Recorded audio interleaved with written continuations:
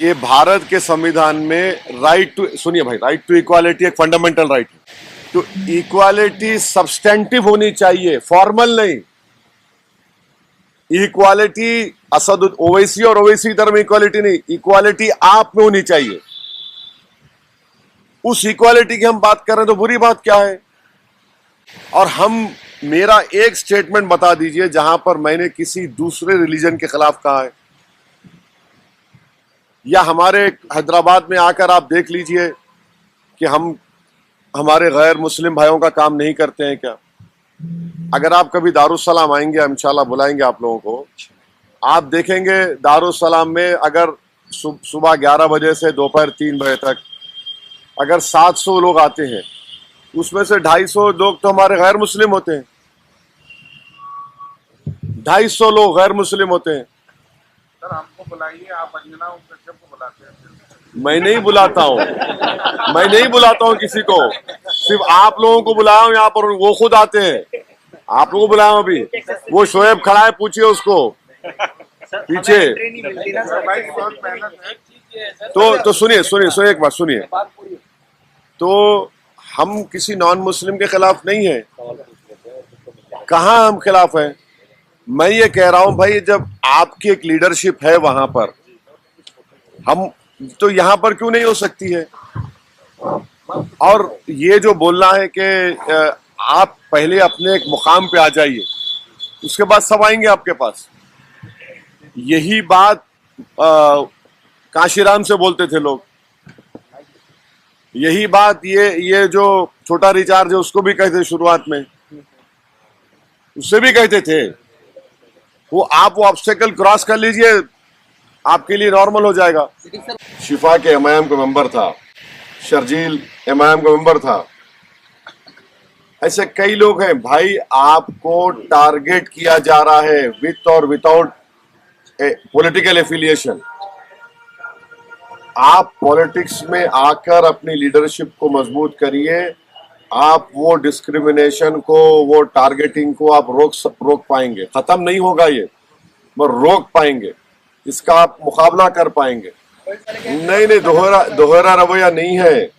अगर मेरे कॉन्स्टिट्यूंसी में 290 करोड़ की सीवरेज लाइन पड़ रही है अकबर के पास, तो मेरा राइट है ना गवर्नमेंट से काम करवाना।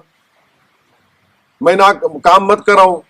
अब मिसाल के तौर पे मालेगांव में पावरलूम इंडस्ट्री है, मालेगांव में, वो पावरलूम इंडस्ट्री के लोगों को मैंने वादा किया था कि तुमको ले जाकर मिनिस्टर के साथ बिठाऊंगा।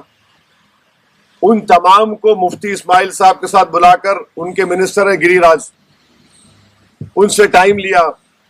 उनका पीए बोला आप आना चाह रहे? मिला हाँ। किस लिए आना चाह रहे? मिला पावरलूम के बारे में। गिरिराज सिंह के साथ जाकर बैठ के बात किए मालेगांव के पावरलूम इंडस्ट्रीज के बारे में। आप बिलीव नहीं करेंगे, 2 घंटे हम लोग बात किए। अब हमारे जो दूसरे अल्ट्रा सेक्युलर लोग हैं, देखिए ओवैसी गिरिराज के साथ बैठ गया। अरे नहीं बैठूं तो क्या करूं मैं? पावरलूम का मसला है ना, और सिंगल पावरलूम तो वहां पे 3 लोग 4 लोग काम करते हैं। इतनी डिटेल बातचीत हुई, अब उसका नतीजा निकलेगा नहीं निकलेगा अलग बात है, बट मुझे बात तो करना है। देखिए 1984 में जब एनटी रामाराव को हटाया गया था, हमारे 5 एमएलए थे और नाडेला भास्कर राव मुख्यमंत्री बने। मैं चश्मदीद गवाह हूं। उस वक्त मेरी उम्र होगी 14-15 साल। हमारे वालिद जेल में थे, खैर वापिस आए। नाडेला भास्कर राव से मिलने गए थे, तो नाडेला भास्कर राव ने वालिद साहब कहा कि आपके 5 एमएलए हैं, मैं 25 लाख रुपए दूंगा। 84 में 5 लाख एक एमएलए के बहुत ज्यादा थे। तो वालिद साहब ने कहा कि नहीं चाहिए, मेरे को कागज का टुकड़ा दो। बोले क्या चाहिए? बोले मेरे को, तुम गवर्नमेंट ऑर्डर बोलते हैं हैदराबाद में, कि उस पर आप मुझे मेडिकल इंजीनियरिंग कॉलेज खोलने का परमिशन दो, मगर मैं कल एक पब्लिक मीटिंग करूंगा हैदराबाद में, एक है खुर्शीद जिया की जोड़ी, वहां पर हम पब्लिक मीटिंग करके अवाम के सामने ये बात को रखेंगे। और अवाम अगर बोलेगी सपोर्ट करना, और अवाम बोलेगी कि ये हमारे चीजें हैं, हम वो जलसा हुआ खुर्शीद जिया की जोड़ी में, उसके 2 दिन के बाद हम लोग जाकर बोले नाडेला भास्कर राव को कि भाई हमको आप जियो दो। तो उसने कहा मैं पैसे भी देता हूं। वाले साहब बोले नहीं चाहिए। 84 में हम लोग पैसे नहीं लिए, तसुद्दीन ओवैसी 2020 में पैसे लेगा। और उसके बाद आप देखते हैं कि वो कॉलेज खुला और माशाल्लाह से वो कॉलेज कायम है। तो अगर आप ऐसे हालात पैदा होते हैं तो यकीनन हम उसी जगह पर जाकर आवाम से बात करके, आवाम से मशवरा करके फैसला करेंगे। खत्म किया। तो जब हम ग्राउंड पर जाते हैं तो बहुत सारे मुसलमान मिलते हैं कि ओवैसी साहब सिर्फ मुस्लिम की बात करते हैं, तो और आपकी पार्टी का नाम भी है कि इत्तेहादुल मुस्लिमीन। तो उधर का जो तबका है कहता है कि इधर भी बात की जा रही है कि हिंदू इकट्ठा हो जाए और इधर भी बात की जा रही है कि मुसलमान इकट्ठा हो जाए। तो आपने ये कभी क्यों नहीं सोचा कि नाम बदल कर आते देश में? नहीं बदलूंगा नाम नहीं बदलूंगा। नहीं, नाम नहीं बदलूंगा। नाम नहीं बदलूंगा इसलिए नहीं बदलूंगा कि कॉन्स्टिट्यूशन मुझे इस बात की इजाजत देता है। और नाम बदलने की बात शिवसेना से क्यों नहीं की जाती? अकाली दल से, तेलुगु देशम से और ऐसे कई AIADMK, DMK, ऐसे कई पार्टीज हैं। और हमारे नाम को लेकर अभी दिल्ली हाई कोर्ट ने अपने जजमेंट में कहा कि इनका नाम रह सकता है। जैसा नवंबर दिसंबर में वोटर लिस्ट आती है, ये लोग 24 घंटे उस पर लग के वोटर लिस्ट से नाम चेक करते हैं।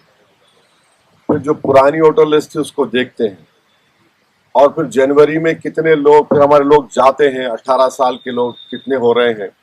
शिफ्टिंग बहुत होती है लोगों में, जो गरीब तबका है रेंट पे, उनको चेक करके फिर हम उनके नाम इंक्लूड करवाते हैं। फिर जनवरी में जो वोटर लिस्ट आती है फिर उसको हम चेक करते हैं। तो वोटर लिस्ट का जो काम होता है ना, वो आपको कंटिन्यूस बेसिस पे करना पड़ता है। अगर उसको ये काम करने नहीं आया तो फिर वो तो कहावत है ना कि नाच ना जाने तो आंगन टेढ़ा क्यों। ये तो काम आपको करना है। ये काम हम महाराष्ट्र में भी करते हैं, यूपी में नहीं कर पा रहे हैं मगर महाराष्ट्र में हो रहा है। तो नाम निकाल दिए तो कैसे निकालते आपके नाम? आपको चेक करना चाहिए। आप चेक ही नहीं करते तो उसका जिम्मेदार आप किसी को क्यों डालते हैं? और ये जो ये जो ह्यूज नंबर बना वो पॉसिबल नहीं है। वो पॉसिबल नहीं है। 20,000 नंबर कैसे निकालेगा भाई कोई भी? मेरे को नहीं लगता। हाँ, 4,000 3,000 ऐसा हो गए, खेल लिए उसमें आप, वो करना चाहिए। ये भारत के संविधान में राइट टू, सुनिए भाई, राइट टू इक्वालिटी एक फंडामेंटल राइट है। तो इक्वालिटी सब्सटेंटिव होनी चाहिए, फॉर्मल नहीं। इक्वालिटी असद ओवैसी और ओवैसी इधर में इक्वालिटी नहीं, इक्वालिटी आप में होनी चाहिए। उस इक्वालिटी की हम बात कर रहे हैं तो बुरी बात क्या है?